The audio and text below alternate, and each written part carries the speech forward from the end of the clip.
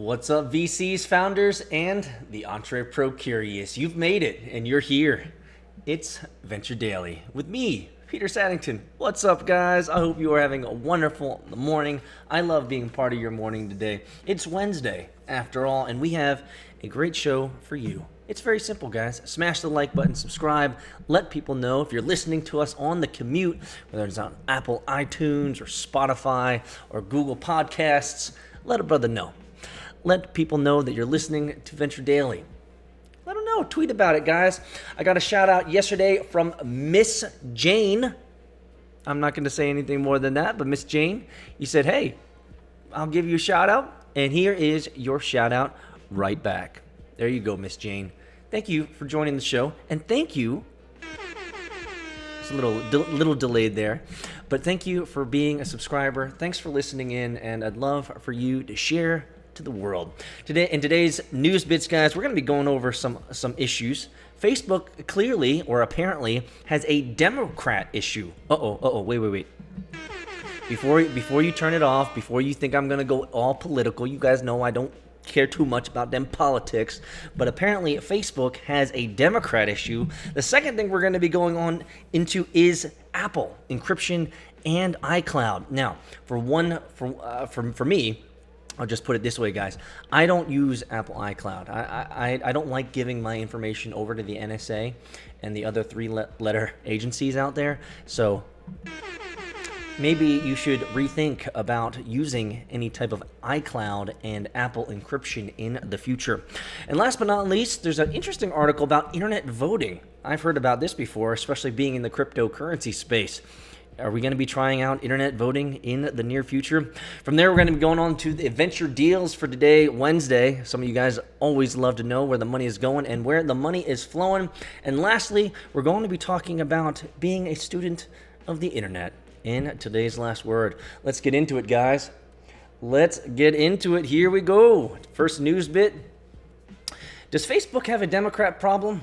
Well, Facebook's role in the 2020 election puts it at the very center of the partisan storm. But as Axios' Sarah Fisher reports, the company needs to worry not just about election interference or fake news, but also what a Democrat in the White House could mean for its business. So why does this matter? Well, back in the past, the Obama administration's warm embrace of big tech is no longer shared by many Democratic policymakers and presidential hopefuls. Many of them hold Facebook responsible for President Trump's 2016 victory, assail it for allowing misinformation to spread, and have vowed to regulate it or break it up. Again, I'm not political, but I will say it just sounds like they're just salty. They're just mad. They're just mad because their candidate lost. I'm losing my mind, guys. I think they're just salty that their candidate lost. Now, if their candidate hadn't lost, would they be salty about Facebook? Probably not. Probably this article would be about salty Republicans if it was. So what's the big deal? We've covered this before. Is Facebook really, and remember, if you guys remember from my previous, maybe 2 or 3 weeks ago, my previous episode on Venture Daily, talking about did Facebook and all the information and all the stuff that was going through Facebook during the 2016 election, did it actually affect the election? The answer is a clear no. We found that out. It's not. So are they still salty? Clearly. So what's driving the news? Well, the Democratic contenders responded with a whole idea around how maybe this thing isn't actually working well. No, they responded with visceral dislike to mentions of Facebook during the New York Times recent on-camera endorsement process. Joe Biden said, quote, "I've never been a fan of Facebook." Really, Joe? Really? I bet you'd say anything to get elected, my friend. He says, "I've never been a big Zuckerberg fan. I think he's a real problem," Biden told the Times. Really? Well, let's hear what Bernie Sanders has to say. Bernie Sanders said, "You have a Facebook and a Twitter. Google, enormous amounts of advertising that is done online. These are very, very serious problems." Are they? Is advertising a problem? Well, let's see what Pete Buttigieg, I don't even know how to say his name. This is how non-political and non-informed in the politics I am. I don't even know how to say this guy's name. Is it Pete Buttigieg? Leave a How do you say his name? Leave a comment below. Let me know how you say this guy's name. Pete Buttigieg. Pete Buttigieg said, I know I'm screwing up that really. Pete Buttigieg said that the problem with Facebook, no company and no person should have that kind of power that they've accumulated. So, well, let's read between the lines from Bernie Sanders, Biden, and Pete Buttigieg. Tech issues have driven campaign talk this entire Democratic primary season more than ever before. Sanders and Elizabeth Warren have called for big tech companies like Facebook to be broken up and antitrust issues. And most of their competitors have suggested they need more scrutiny and regulation. So, is there a content liability here? Well, in the interview with the New York Times editorial board, Biden suggested that Facebook shouldn't be protected from liability for content users provide. When it comes to privacy, Sanders told Vox in December that, quote, there should be a strict accountability and oversight over the collection and sale of consumer data, especially by major technology corporations such as Facebook. Maybe we can both be smart here, though, he said. Criticism of big tech is coming out from both parties, but Republicans and conservatives have historically opposed regulating industry and challenging monopolies. While for Democrats, well, it's home base. So what's the big picture here? Facebook has learned or leaned on its conservative connections under the Trump administration, while its relationship with the Democrats has become more hostile. Facebook CEO Mark Zuckerberg has met with the Trump on several occasions, most recently for a private White House dinner in October. And Facebook board member Peter Thiel has helped connect. Peter, I reached out to you. Peter Thiel, when are you going to do an interview with me on VC Hunting? Come on, man. Come on. I got some great recommendations. I got a direct connection to you, man. Let's talk about it. Sorry, guys, I'm cutting in and out today of today's news. So Peter Thiel has helped connect the company with conservatives, libertarians, and the Trump administration. When it comes to Facebook's DC policy, the DC policy executive, Joe Kaplan, sparked a firestorm inside the company when he appeared at the contentious 2018 hearing over Brett Kavanaugh's alleged sexual misconduct to support his old friend, which ended up being just fake news.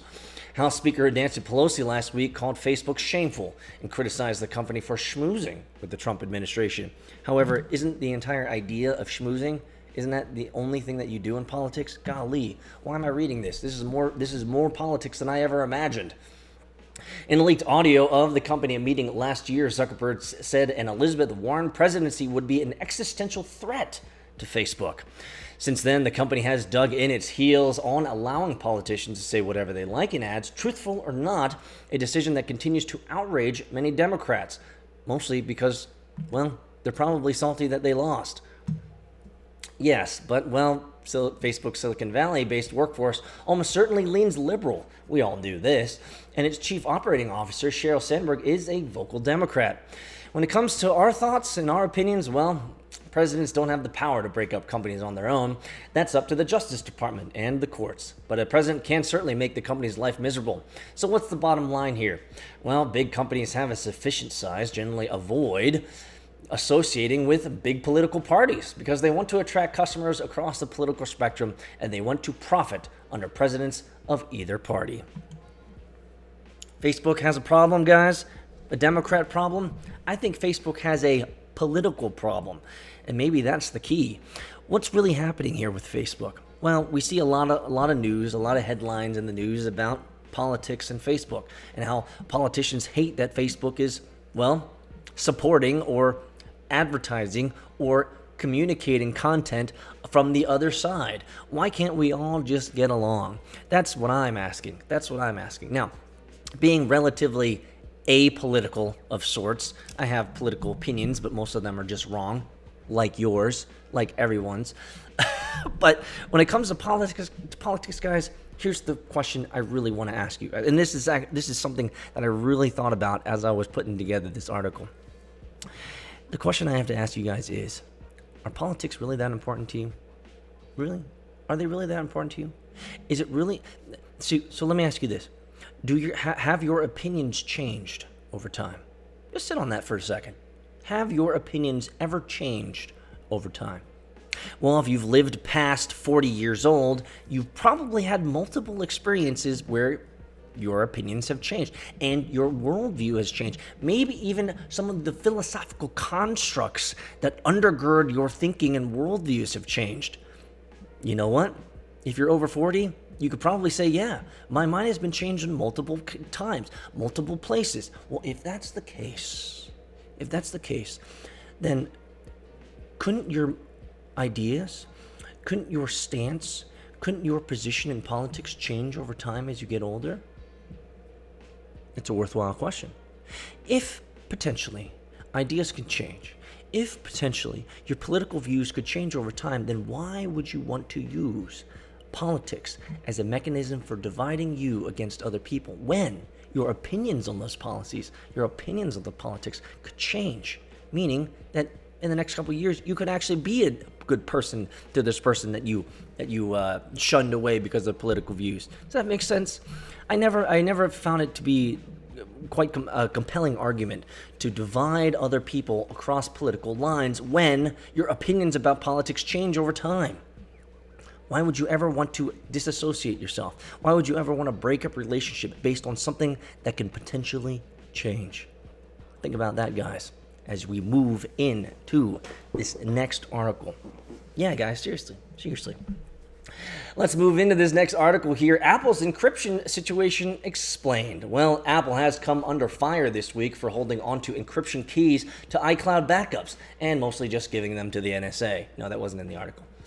The keys let it provide law enforcement with access to users' data, even while the company is refusing to unlock iPhones for the FBI, as in the current standoff over the Pensacola shooter's phone. But Apple's practice is nothing new, and it's not a sign the company is capitulating to law enforcement in the encryption debate. So why does this really matter? I'll give you the answer. Don't use iCloud. Apple has come under criticism from all corners, while President Trump and others criticizing the company for not giving the government a backdoor into iPhones, and others saying that Apple has offered law enforcement too much access. In reality, Apple has staked out somewhat of a middle ground between the extremes, but falls far closer to the pro-encryption end of the spectrum.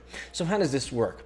Well, with iMessage, Apple allows users to fully encrypt their messages so they can't be seen or recovered by Apple. When it comes to the iPhone, the device itself is fully encrypted, meaning without the passcode, no one, not even Apple, has access to the information stored inside. Yeah, but without iCloud backups of data on the phone, Apple has made the decision to hold on to the encryption key, largely so that if consumers lose their password, there's still a way to recover the data. Of course, Apple knows that this choice also avoids the hard-line stance in which it has nothing to offer law enforcement, which would likely lead to even more confrontation than the company already faces. A Reuters report this week led many to conclude that this new policy, or one hidden from the public, in fact, it has been publicly disclosed and reported, though it is perhaps not widely understood. And if a user really wants to keep their data in their own hands, they can back up their iPhone to a computer instead, or choose to have no backup at all. This is actually what I do. I don't back up my phone because I don't look at my phone as a mechanism. I mean, let's be honest, guys. Your phone is a peripheral device, not an extension of who you are. It's just a peripheral device. That's all it is. And what we've done, though, is we've normalized this idea that all of our information, all of our private information, all the private stuff that we need access to is on a peripheral device that can be lost or stolen or taken or hacked. Like, God, why would we do that? Why would you do that?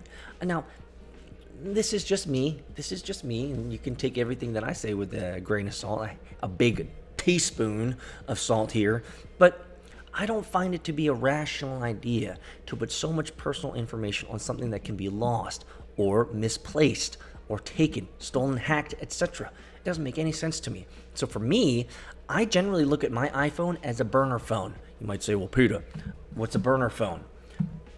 That's a slang term for a phone that can be thrown away at any time. I just don't. Maybe I just don't value having all my personal information on my phone. And let's be honest, does it take me a little bit longer sometimes to access stuff that I need quickly? Yeah, because I don't have all my personal passwords and all my personal stuff on my phone. I have to go the longer way around. I have to wait till I get home and access my computer, right? These are the constraints that I'm dealing with. But I find that, at least for me, it puts the whole idea of losing my information and losing all of my data and having all my private information out there on my phone, like it removes all that anxiety. Let me know in the comments below what you do when it comes to encryption and backups on your phone. So let's read between the lines here. Well, apparently many law enforcement agencies don't fully understand why they can't get much information from the iCloud backups and instead seek to pressure Apple to crack open iPhones instead. When it comes to, well, our ideas, Apple isn't pleasing everyone, clearly, but it is offering customers who do want full encryption a means to do so, while in many cases not leaving law enforcement empty-handed. The issue continues to be hotly debated, with Attorney General William Barr issuing a renewed call for a backdoor to the iPhone's encryption, a move critics say will inevitably lead to abuses, either from hackers or repressive governments that want their own access to citizens' phones. Meanwhile, Apple CEO Tim Cook spoke at a meeting between President Trump and tech leaders in Davos on Wednesday. Shortly after, Trump issued a somewhat convoluted statement about Apple during an interview with CNBC. Well, I guess that's what happens. I guess that is what's happening in the world of Apple and encryption. So what are your thoughts, guys?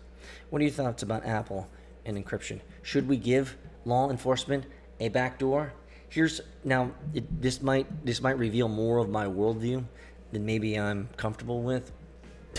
Guys, I'm on the internet. I'm comfortable with pretty much everything now, except taking my shirt off. Not that anyone's listening. But seriously, let's think about this for a second. Should Apple give law enforcement a backdoor? Here's my answer. Nope. Nope. Nope. No. The answer is no. The answer is no. The answer is always no. You should never give anyone a backdoor because it's going to be abused. It will be abused. Just by giving the option, just by giving the opportunity, nefarious individuals will seek out those opportunities and exploit them. That's just how the world works, guys. We got 7 billion creatures on this planet. Trust me, not all of them are good. So, giving law enforcement, I mean, that's almost to be like an oxymoronic statement. To give law enforcement access? Like, why would you? What is law enforcement? Like, really?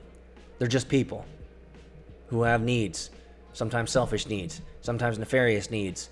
Call them law enforcement, call them whatever. They are broken people, just like us, and they make poor decisions, just like us, and they are persuaded, just like us, in bad ways, just like everybody else. And so, giving anyone a backdoor, please don't do it. Don't do it. Not like this. Last news bit for today, internet voting gets a tryout? I've heard this before. A local election in Washington state is about to break new ground by letting residents vote by smartphone. So why does this matter? Well, the U.S. suffers from chronically low voter turnout, probably because the voting system, the democratic system, the political system in this world is pretty much dysfunctional and broken by nature. Why would you want to do that? Why would you want to... Let's think about this. Why would you ever want to vote for someone that you've never met?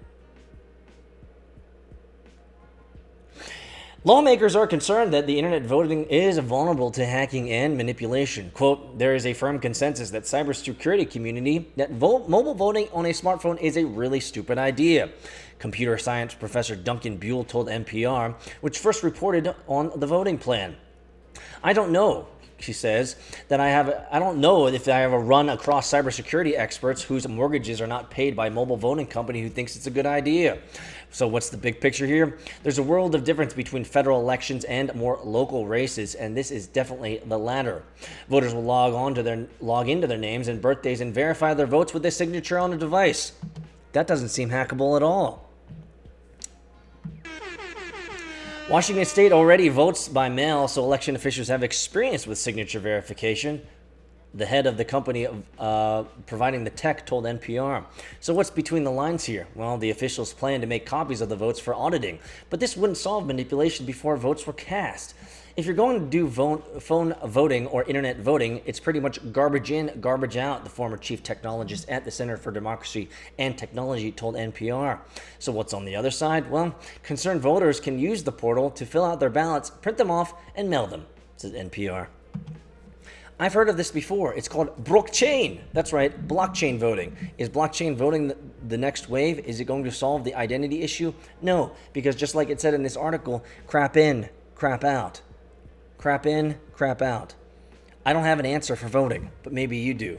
Let us know in the comments below if you have a better idea than using a mobile phone to vote. Doesn't seem like a great idea to me. True startup story, guys. You got it. Your company just got seed round financed. Congratulations. You're going to the moon. But now you have to scale. You found great talent out in California, New York, Georgia, and even Eastern Europe. So what communications platform will you be using to ensure your international team is always aligned? Well, the answer is easy. Slack.com for Teams. We've used Slack for all of our previous startups, and they've supported us in tremendous ways. And we want to give them a thanks today for supporting vchunting.com. Did you also know that Slack is a great tool for personal use? Yeah, I use my own personal Slack channel to drop in documents, notes, to-dos, and follow-ups to ensure that my workflow throughout the day is right on course. I promise you, if you try out slack.com for personal use, you'll end up using it for your team as well. Go to slack.com to check it out. Welcome back to Venture Daily, the #1 fastest growing daily show in all of venture media. Make sure to subscribe, follow us, smash the like button, and check us out on the socials, guys. You can follow me on tweeters at AgilePeter or on TikTok or on Instagram at VC Hunting. Make sure as well to check out our daily, The Daily Hunt, which is I'm sending out daily news bits. News that you can use, guys. All the stuff that I'm reading every single day, Monday through Friday, 6 to 10 p.m. Let's get into venture deals for January 29th, 2020. We want to know where the money's going and where the money's flowing, my friends. Bounce, an India-based shared mobile company, raised $105 million in Series D funding. Accel led the round. Congratulations. Tink, a Sweden-based open banking platform, raised $99.8 million. Why don't they just say $100 million? $100 million in funding. Dawn Capital, HMI Capital, Insight Partners co-led the round. Front, a San Francisco-based developer of a collaborative work email platform, raised $59 million in Series C funding. Atlassian co-CEO and co-founder Mike Cannon-Brookes, they led the round. Atlassian, Jira with Greenhopper. I've used that a lot in my world. So let's check this out. You have my attention. Front App is an email for happy teams and customers. Why choose between the powerful workflows and analytics of a help desk and the ease of use and speed of personal touch of email? With Front, you get the best of both worlds. Really? The best of both worlds? The best of both worlds? Email and help desk? I don't think I've ever thought of email and help desk as being like great. So great that I'd want to combine them. But maybe Front, who's telling me that I have a message here, maybe Front knows something that I don't. Next one up, Lifehouse, a New York-based tech-enabled lifestyle hotel company, raised $30 million in Series B funding. Thayer Ventures led the round. Lifehouse, a New York-based tech-enabled lifestyle hotel company. That seems like it's combining 9 things: lifestyle, startups, Airbnb. It's like it's trying to combine everything, and in doing so, it actually becomes nothing. What's the story behind Lifehouse? Reimagining what it means to travel through a community of lifestyle hotels with narrative and substance. Guys, maybe I'm just a little jaded. Maybe that's what it is, guys. Maybe I'm just jaded. So jaded to the point that when I read stuff like this, none of it makes any sense. Because if you think about it, none of it actually makes any sense. Let me reread this to you. It says, our story is rooted in reimagining what it means to travel through a community of lifestyle hotels with narrative and substance. What does that even mean? What does that even mean, guys? Our story is rooted in rethinking what it means to travel. Well, travel isn't that complex. It's not even complicated. traveling is actually a simple endeavor. A to B, and there are things that you kind of have to do there. From A to B. You got to get on a plane, you got to get an Uber, and you got to get to the hotel. Through a community of lifestyle hotels. What are lifestyle hotels? What's a lifestyle hotel? Is a lifestyle hotel basically like an Airbnb? It's personalized? With narrative? What type of stories are you telling me? Substance? Do you give me, is there free wine? I know I sound like I'm hating on this, guys, but I mean, let's be honest. How many times have you guys out there seen startups with narratives and stories and theses and they're trying, it sounds just so try hard. That's what it is. It just sounds so try hard. Lifehouse, if there's anyone out there that's in the Lifehouse team, anyone out there that is invested in Lifehouse and you completely disagree with me, you completely think that I'm full of crap, leave a comment. Let me know. Socotra, a San Francisco-based cloud-based platform for the insurance sector, raised $15.2 million in Series B funding. Brewer Lane Ventures led the round. ProxyClick, a Belgium-based provider of enterprise visitor management software, raised $15 million in Series B funding. Five Elms Capital led the round. Unito, a Canada-based integration solution for workflow automation, raised $10.5 million in a Series A funding. Investors include Bessemer Venture Partners. Thank you, Bessemer, for investing in them. Thank you as well for making one of my angel investments a lot of money. Cha-ching. Prometheum, a Menlo Park, California-based augmented data management provider, raised $6 million in funding. 406 Ventures led the round. Thundra, a Boston-based provider of application management, security, and compliance, raised $4 million in Series A funding. Battery Ventures led the round. TriggerMesh, a Cary, North Carolina-based developer of serverless management platform for managing functions and event triggers, raised $3 million in seed funding. Index Ventures led the round. Well, you got your seed. Now you're ready to fly, TriggerMesh. Immuneering Corporation, a Cambridge, Massachusetts-based provider of genetic, genomic, and proteomic data analysis services for pharmaceutical companies, raised $20 million in a Series A round. Holy smokes. I have no idea what that's about. And you know what? I'm not interested enough to click on it this time. Ellipta, a Sweden-based molecular diagnostics firm, raised $6.1 million in seed funding. Industrifon and Sciety led the round and was joined by investors including Nina Capital. Well, that's it, guys. Those are your venture deals for January 29th, 2020. This is where the money is going, and this is where the money is flowing. Did you know that there's even more value than just audio or video? Follow us on Twitter, Instagram, TikTok at VC Hunting, and make sure to sign up for the VC Hunting newsletter, where you'll be able to get weekly news on venture capital, startups, founder stories, and the occasional wisdom extracted from Peter's brain. Go to vchunting.com to sign up. And now, back to the episode.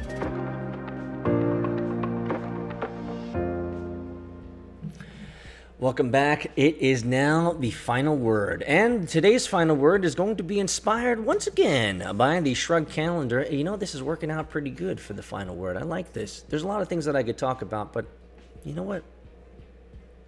They make it so easy, guys. They make it so easy. This one's for Wednesday, January 29th. Well, that's today, guys. And it's from Blake Robbins. He says this: I have learned more from Twitter, YouTube, and Reddit than I did in school. I'm just a student of the internet.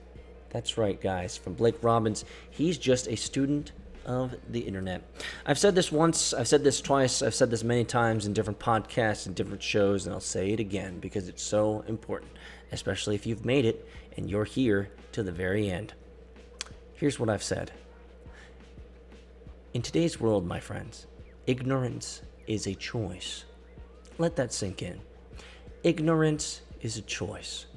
In today's world where your mobile phone, something that we were talking about earlier and which is running my teleprompter, we now have access to the entire world. You know, I used to have to use the card catalog. used to have to go through microfiche. I used to have to do all this manual labor to get information back in the day. Middle school, high school, colegio, universidad. I had to do that. I spent hours, days of my life in the library checking out freaking books. Holy smokes. Kids these days no longer have to do any of that. They just have to copy Control-C, Control-V, copy pasta, and plagiarize stuff that's on the internet or Wikipedia. It's just so easy these days. And here's the thing. In a lot of ways, a lot of that information is reductionist, not reductionist, but it is a revisionist history. And so a lot of the information that they're getting, especially on contemporary stuff, is all like biased and jacked up. But anyway, that's a whole nother subject. Here's the point I'm trying to make. If you ignorant in today's world, that's the Southern coming out of me, guys. If you ignorant in today's world, that is a choice. Ignorance is a choice in today's world. You have no excuse to be ignorant. You have the internet at your disposal. Here's what Blake Robbins says. He said, I've learned more from Twitter, YouTube, and Reddit than I did in school. You better believe it, brother. I am a huge, and I have this on my sticky notes, be a self-learner. Be a self-educator. Be someone who learns on their own, grows themselves on their own. You can be anything. You can learn anything in today's world. Remember that. You are never out of resources.